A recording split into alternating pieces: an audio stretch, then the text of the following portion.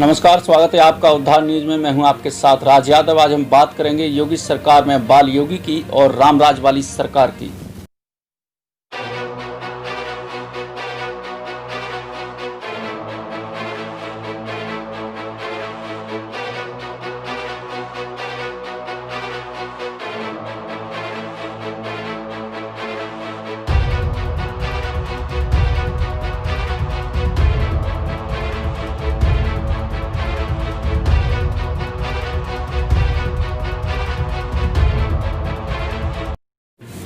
कहने को तो प्रदेश में रामराज वाली सरकार है, लेकिन संत के आंख से जब आंसू निकले और गले से महात्माओं के रुदन सुनाई दे तो क्या लगता है आपको कि यह रामराज है?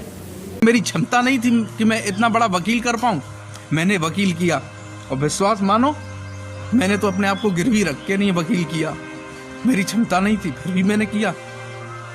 और अब मेरा सब शोषण कर रहे हैं, सब शोषण कर रहे हैं। अब मेरा एक आदमी मेरा शोषण कर रहा है, लेकिन फिर भी मैं आगे बढ़ रहा हूँ। कौन किस समय आ जाता है, कौन चलती कार को रुकवा लेता है, कौन अंदर आके उसमें बैठ जाता है, कोई पता ही नहीं लगता। लेकिन ईमानदारी से लड़ रहा हूँ। अच्छा, फिर मैं पहुंचे हाई कोर्ट।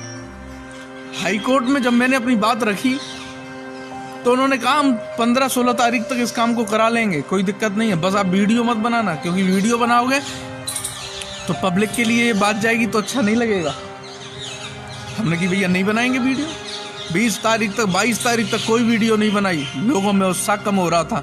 फिर वीडियो बना के कहा कि आप परेशान मत हो, लड़ाई चल रही है, फोटो छपे नहीं छपे, अखबार में आए नहीं आए, काम होना चाहिए। काम के लिए लड़ रहे हैं ना सब लोग, तो काम के लिए लड़ रहे थे। काम के बाद में सब काम किए। फिर उन्होंने कहा कि अब आपको वहां जाना है, इलाहाबाद। चले गए। पूरी दोपहरी हो गई, खाना नहीं खाया, इधर से उधर, उधर से इधर, इधर से उधर, चारों कोनों में भाग रहे थे और सोच रहे थे कि 2 लाख लोग संग दे रहे हैं, इसलिए निराश नहीं होना है। अपना काम कर रहे थे। किसने क्या किया, किस नेता ने क्या किया, उससे हमें कोई मतलब नहीं। मेरे लिए कोई बुरा नहीं है। मैंने आपका कभी कोई सहयोग नहीं लिया, मैंने आपका कभी बुरा नहीं किया किसी का भी, और मेरे लिए आप बुरे नहीं हो। लेकिन आगरा के भले की बात थी, उन सब ने आपको विश्वास से इसलिए चुना कि आप उनके लिए कुछ करेंगे। नहीं करते कोई बात नहीं है, मैंने अच्छे मन से काम किया। मुझको कहीं चुनाव नहीं है जो मुझको इसका कोई लाभ लेना है। बस मेरा तो सिर्फ इतनी सी बात थी कि मैं तो निष्ठा से काम कर रहा था केवल आपके लिए। एक बार पहले भी देश ने एक संत को, एक महात्मा को, एक योगी को देश की संसद में कुछ इसी भेष में और लिबास में रोते बिलखते हुए देखा है। तत्कालीन उत्तर प्रदेश की सरकार पर तब कई तरह के सवाल उठे थे।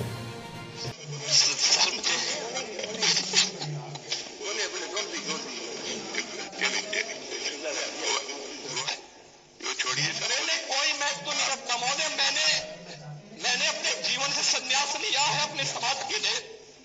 मैंने अपने परिवार को छोड़ा है, मैंने अपने माँ बाप को छोड़ा है, लेकिन आज मुझे अपराधी बनाया जा रहा है केवल राजनीतिक पूर्वाग्रह के तहत। क्यों? इसलिए क्योंकि मैंने वहां पर भ्रष्टाचार के मामले उजागर। लेकिन आज हिंदू हित की बात करने वाले, हिंदू हित का नारा देने वाले सरकार में लोग बैठे हैं। उसके बावजूद भी जब संत की आंख से आंसू गिरे, महात्मा के गले से निकली हुई रुदन भरी आवाज सुनाई दे तो क्या कहा जाए? एक भी वर्ग बाहर नहीं निकला। मैंने किसी को वर्ग को बांटा नहीं है कि कोई गरीब है कोई अमीर है।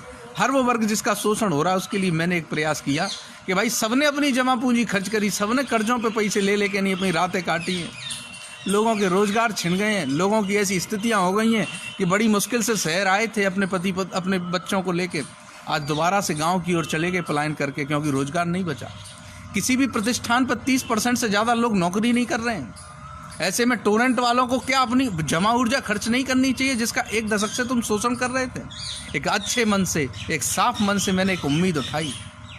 किसी पे आरोप नहीं लगाया कि किसी को काम करना चाहिए या नहीं करना चाहिए।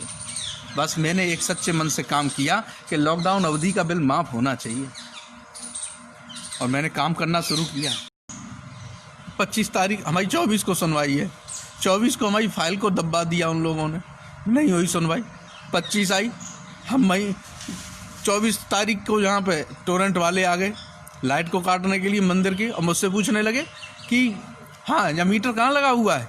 हमने कि मीटर मंदिरों पर कहाँ होता है, कौन बिल देता है, फ़ोन मत करो हमको, फ़ोन आ रहे हैं तो वीडियो डिस्टर्ब हो रहा है।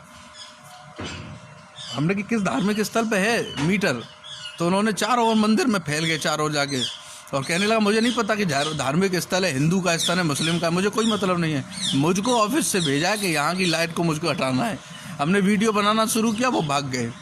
उसके अगले दिन हम लोग हाई कोर्ट चले गए, मैंने वीडियो से आपको अवगत कराया। हाई कोर्ट जाने के बाद मैं सुबह शाम तक ऐसे भटकता रहा, और शाम को आए तो उसमें उन्होंने 6 तारीख लगा दी। मुझे बताने के लिए मना किया था, लेकिन मैं आज आपको बता देता हूँ। 6 तारीख लगाई उन्होंने, 6 तारीख हो गई, मैंने 6 तारीख का इंतज़ार कर लिया। अब उन्होंने 6 तारीख लगाई है, 6 तारीख आपकी हाई कोर्ट की है। मैं पल पल करके आगे बढ़ता जा रहा हूँ, मरता जा रहा हूँ, कैसे कर रहा हूँ मैं जानता हूँ, लेकिन मैं आगरा के लिए ईमानदारी से लड़ाई लड़ रहा हूँ। अभी आपने जिस बाल योगी को सुना वह आगरा से हैं। उन्होंने आगरा में टोरेंट पावर के खिलाफ आवाज़ बुलंद की है। टोरेंट की तरफ से जो बिल जारी किए गए हैं उन बिलों पर बाबा ने आपत्ति जाहिर करते हुए उत्तर प्रदेश सरकार से भी यह मांग की है कि इन बिलों को माफ़ किया जाए, क्योंकि लॉकडाउन पीरियड में जनता आर्थिक तंगी से जूझ रही है, रोजगार के संकट से जूझ रही है। इसी के साथ उन्होंने बच्चों की फीस माफ़ करने की भी उत्तर प्रदेश सरकार से मांग की है। लेकिन ये लड़ाई शासन प्रशासन को ज्ञापन देने से शुरू होकर अब हाई कोर्ट तक पहुंच गई है।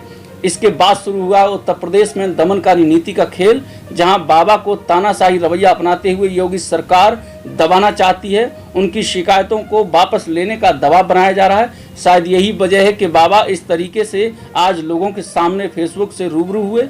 सोशल मीडिया को बाबा ने आधार बनाया और अपनी बात आप तक रखी है। तो क्या इसे योगी सरकार की रामराज वाली सरकार कहा जाए या दमनकारी नीति अपनाने वाली योगी सरकार करार दिया जाए? बाल योगी को प्रशासन, जनप्रतिनिधि और मीडिया का साथ नहीं मिला। उन्होंने सीधे सोशल मीडिया पर इस लड़ाई को लड़ना शुरू कर दिया। जैसे ही सोशल मीडिया पर बाबा सक्रिय हुए, आगरा की जनता ने उन्हें अपना समर्थन दे दिया। ऐसे में जब बाबा को जनता का समर्थन मिला तो उन्होंने अपने आप को गिरवी रखते हुए इस लड़ाई को हाई कोर्ट तक पहुंचा दिया। लेकिन हाई कोर्ट पहुंचते पहुंचते लड़ाई ठंडी होती चली गई और जो जनता बाबा के साथ सोशल मीडिया पर जुड़ रही थी उसने बाबा का साथ छोड़ना शुरू कर दिया। जैसे ही जनता का साथ छूटा, बाबा अपने आप को ठगा सा महसूस करने लगे। और बाबा ने क्या कुछ कहा, जरा आप भी सुनिए। मुझे आपके सम्मान नहीं चाहिए, लेकिन मैं बस आपसे इतना चाहता हूँ कि इस लड़ाई में मेरा साथ देना चाहिए था। साथ कैसे देना चाहिए था? मैं किसी भी रास्ते से मैं रोज निकल रहा हूँ और देखता हूँ जाकर के कि कोई बिल तो नहीं भर रहा है, किसी ऑफिस पे कोई बिल तो नहीं भर रहा है। मैं जाकर के जब देखता हूँ ना तो वहाँ पर इतनी लंबी भीड़ लगी हुई है। जब लोगों का उत्साह ही खत्म हो जा रहा है तो मैं काय के लिए हाई कोर्ट गया, मैं काय के लिए इनका बुरा बना, मेरी समझ में ही नहीं आती मैंने फिर ऐसा क्यों किया। मैंने आपके कहने पे आकर के आपके उत्साह को देखते हुए जो मैं वहाँ तक गया। मेरा अब कोई साथ देने वाला नहीं है। मेरे साथ में कब कौन क्या कर दे पता नहीं। 2 लोग रात में सोते नहीं है मंदिर पे, सिर्फ इसलिए इंतजार करते हैं कि बाबा को कुछ हो नहीं जाए। सभी लोग अपनी अपनी अपनी क्षमता के अनुसार लगे हुए हैं। मेरा तो सिर्फ इतना ही काम है। यदि मेरा उत्साह बढ़ता ना तो मैं जीत के लौटता। मैंने अपने आप को गिरवी रख के आगरा की लड़ाई लड़ी है। मेरी क्षमता नहीं है ऐसे वकीलों करने की। फिर मुझसे मेरा हर कोई शोषण कर रहा है। मैं आप सब सुन रहे हैं इस पे और सब सुनेंगे इस पे, क्योंकि नज़र रखते हैं।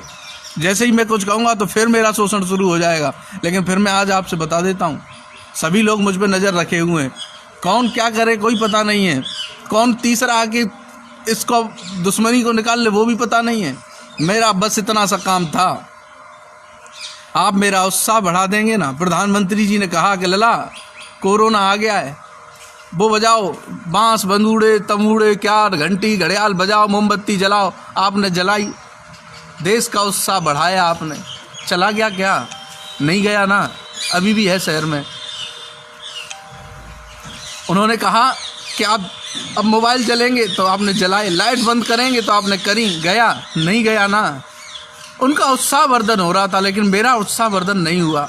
कभी किसी ने नहीं निकाला, उसका दर्द नहीं, अखबारों का, टीवी का कोई दर्द नहीं। मैं जानता हूँ क्यों नहीं निकालते, लेकिन दर्द तो मुझे ये है कि जो आपने 2 लाख लोगों ने मुझको समर्थन किया ना, 2 लाख लोगों ने देखा ना, आज या तो उनमें से कुछ लोग बिल जमा कर आए और अब उनको इस लड़ाई से कोई फ़र्क नहीं पड़ता है, या फिर अब वो चाहते नहीं है कि मैं उनकी लड़ाई लड़ूं, तो मैं क्यों हाई कोर्ट तक जाऊं, क्यों जा करके वहाँ परेशान हूँ, भूखा प्यासा पड़ा रहता हूँ, नंगे पैर इधर से उधर भागता हूँ, क्यों इतना परेशान होऊंगा।